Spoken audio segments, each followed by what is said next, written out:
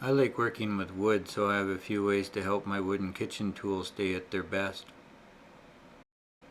When I first get my wooden tools, I cover them in mineral oil and rub the oil in with a scrub brush.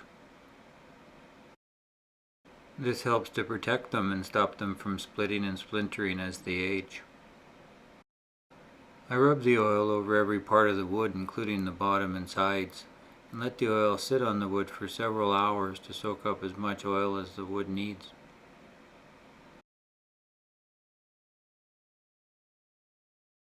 The longer the oil has to sit on the wood, the better. I wipe off the excess oil with a towel to prepare the surface for a coat of wax.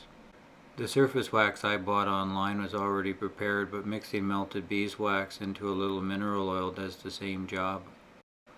A little goes a long way, so I use a folded paper towel to dip into the wax and apply a thin, even layer onto the surface of the wood.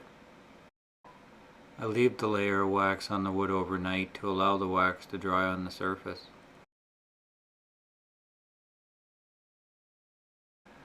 I wipe the excess off and they are good to use. I do this anytime the wood looks dry.